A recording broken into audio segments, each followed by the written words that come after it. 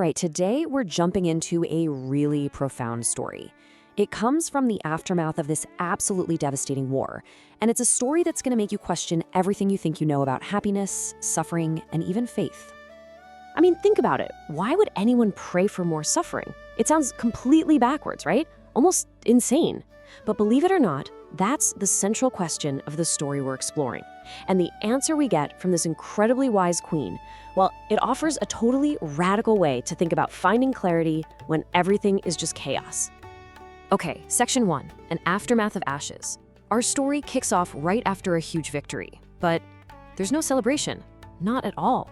Instead, it's just this heavy silence, surrounded by grief and what's left of a kingdom. So, try to picture this scene. The massive Kurukṣetra war is finally over. The Pāṇḍava family, they've won. They've got their kingdom back, but the cost, it was astronomical. So here they are, standing by the sacred river Ganges, not to pop the champagne and celebrate, but to perform the last funeral rites for everyone. Friends, family, even their enemies. You can just feel how thick the air is with sorrow. And just look at this so-called court of victors. You've got King Yudhiṣṭhira, who should be triumphant, but instead he's just crushed by guilt. Then there's Gandhari, who's lost all 100 of her sons. 100. Queen Draupadi has lost her children too. And right in the middle of it all is Queen Kuntī, the matriarch. This woman has been through a lifetime of suffering to get to this point. And what does she find? Just more loss.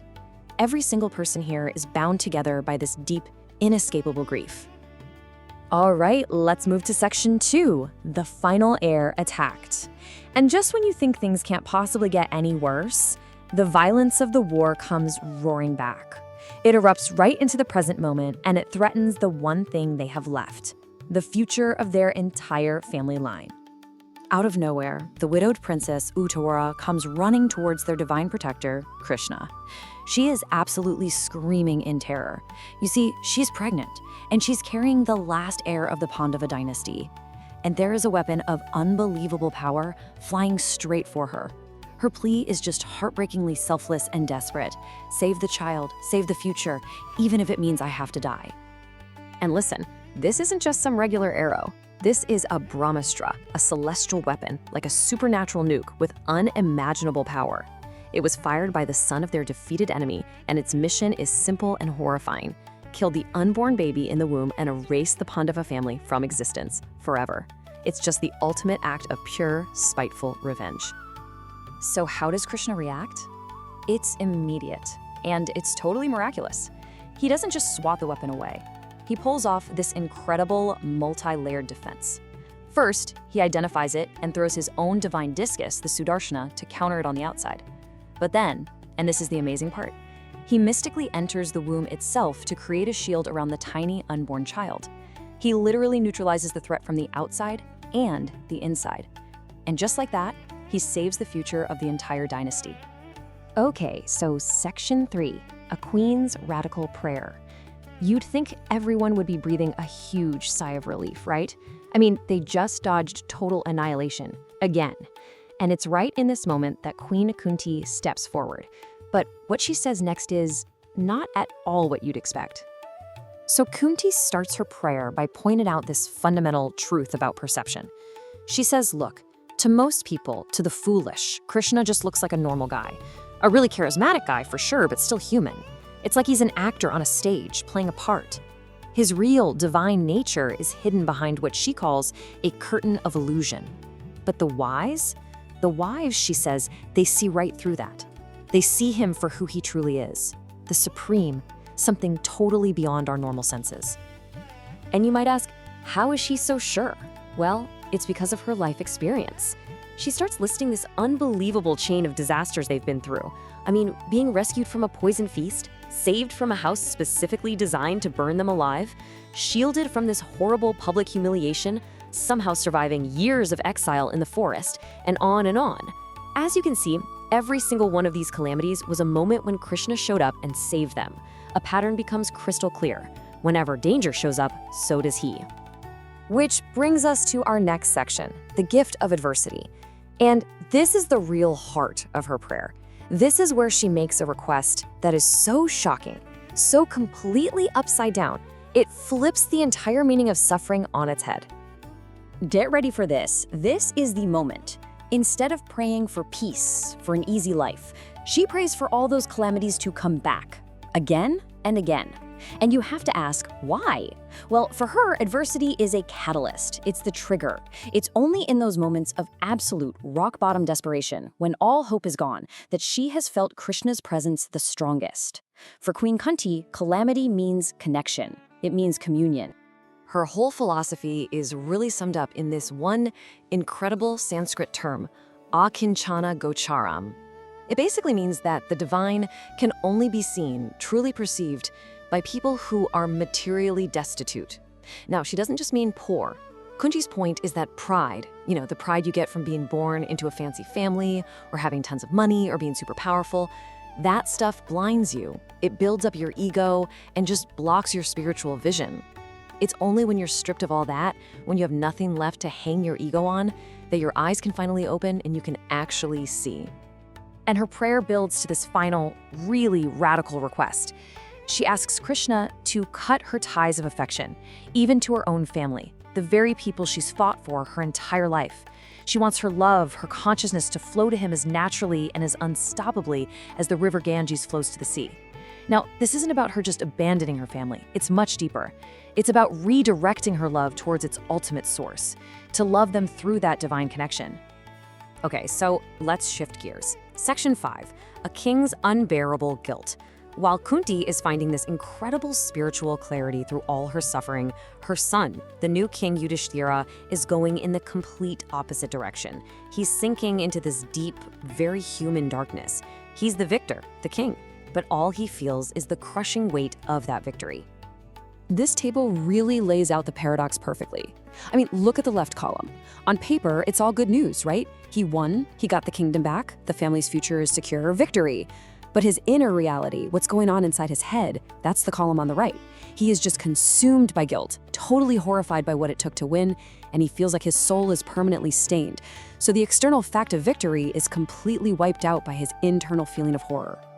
And man, he does not hold back on himself. He absolutely condemns himself. He doesn't see the war as some necessary fight for justice anymore. To him, it was just a selfish, greedy power grab. All for a kingdom, for what he calls a temporary body. He truly believes his soul is now dirty, stained forever with the sin of causing millions of deaths. And when you actually look at the scale of this thing, his reaction starts to make a lot more sense. This wasn't some minor battle. It was basically a world war. It left millions dead, created millions of widows and millions of orphans. That is the crushing weight that's on his conscience. And no crown, no kingdom is ever going to make that feel okay. And so that's where we're left, with this timeless dilemma perfectly embodied by this mother and her son. Kuntī looks at a lifetime of suffering and finds in it a path to spiritual freedom. Yudhiṣṭhira looks at the suffering he caused to win, and all he finds is his own moral ruin. It really forces us to ask a tough question, one that's as relevant today as it was then. What is the true cost of war? And can a so-called righteous war ever feel like a real victory to the people who actually have to live with the consequences?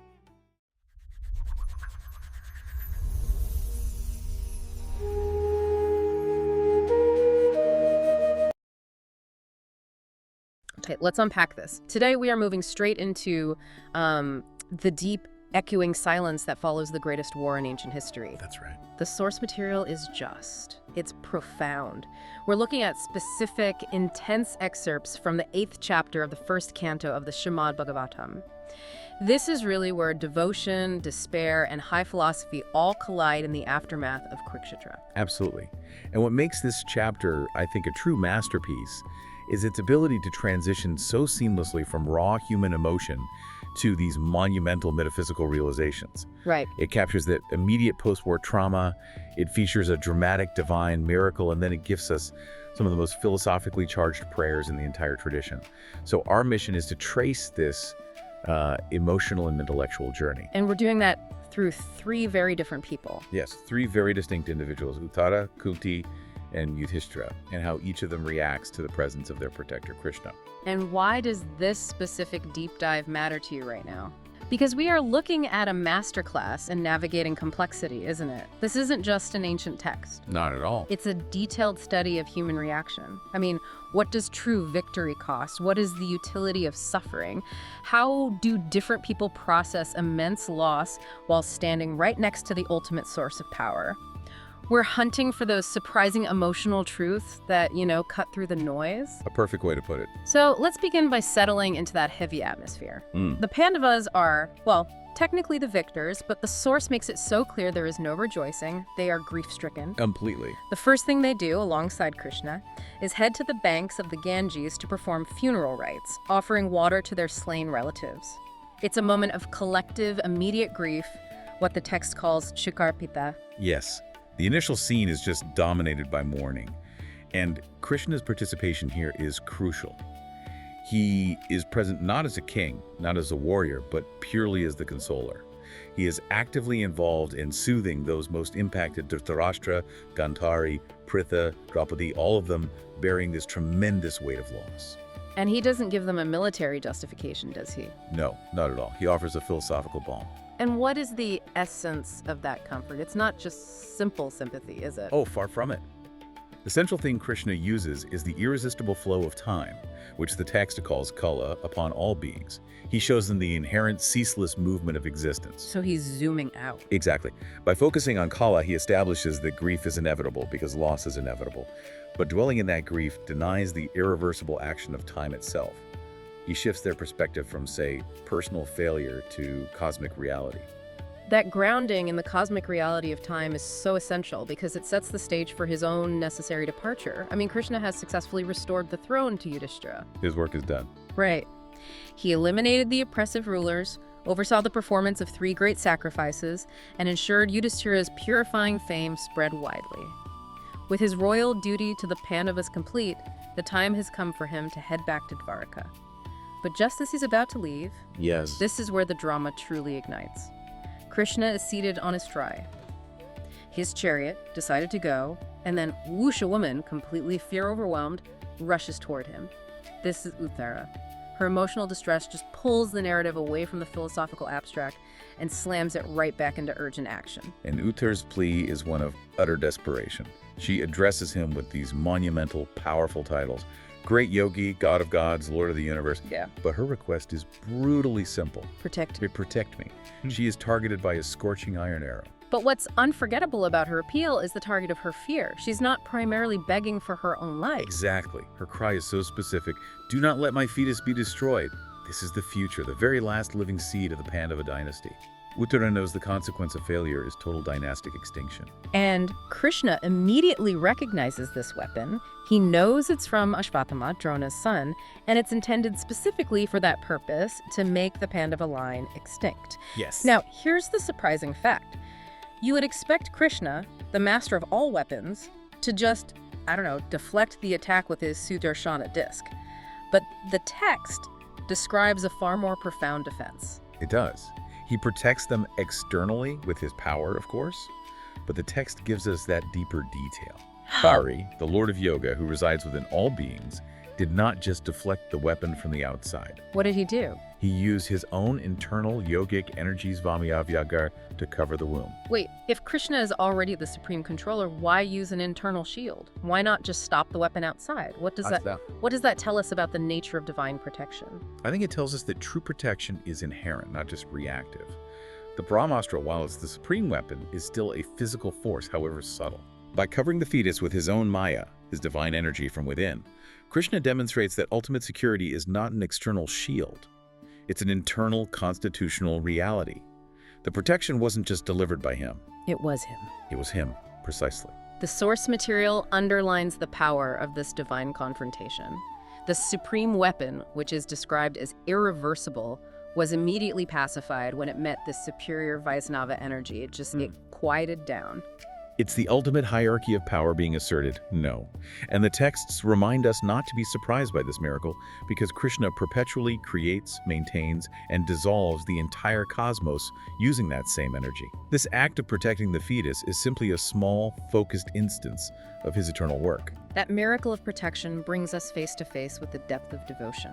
We move now from the urgent physical danger facing the future with Uttara. To the profound philosophical understanding of the present. Yes, with Kuntī. Kuntī, surrounded by her victorious but still grieving sons, steps forward and offers what are perhaps her most famous prayers. And her prayers immediately jump past mere thanks.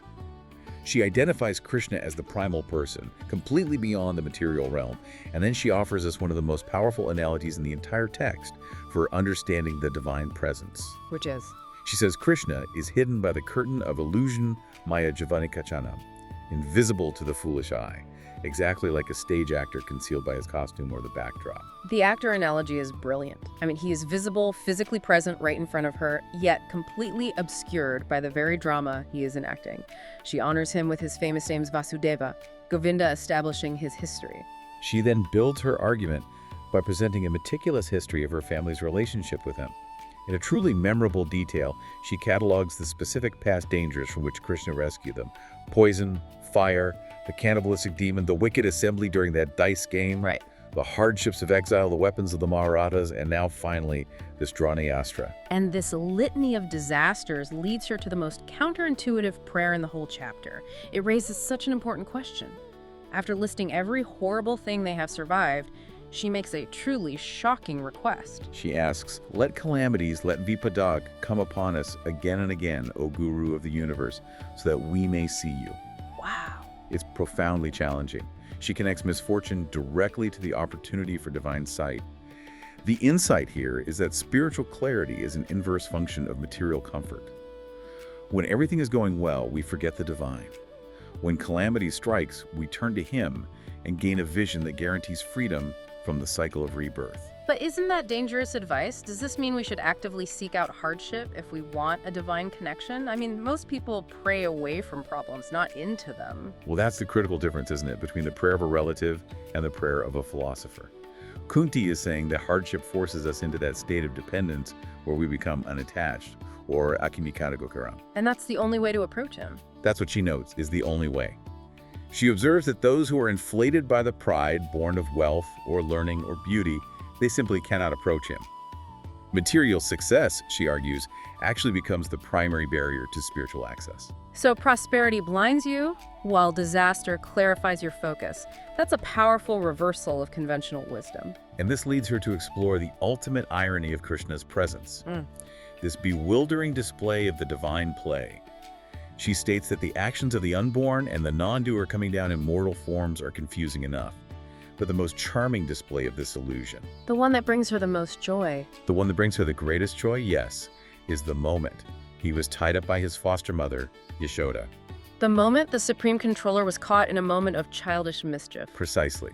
She recalls his face wet with tears and his startled eyes as he was being tied up for a fault.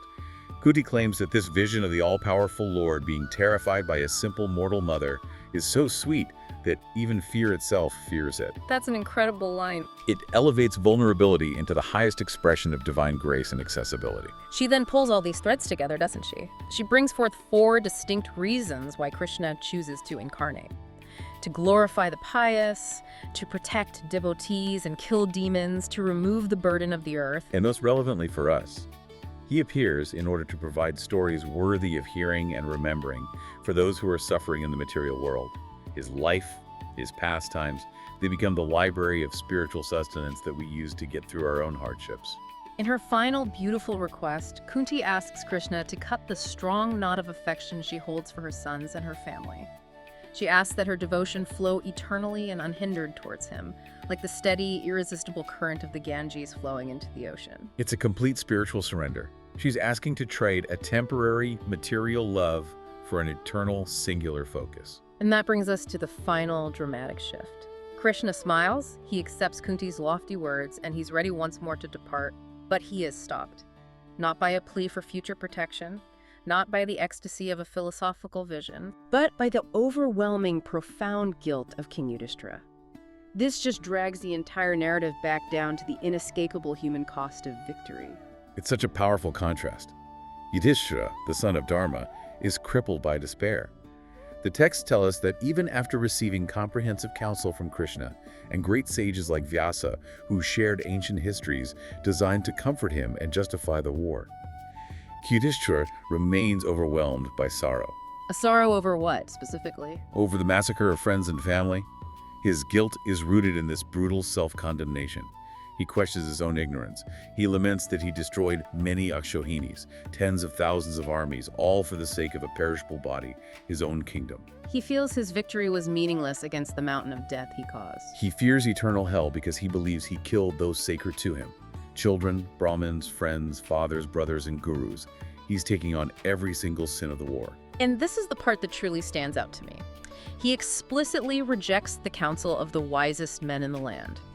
He rejects the traditional philosophical justification that killing enemies in a righteous war automatically absolves a king of sin. He does. He says, essentially, that counsel is not for my enlightenment.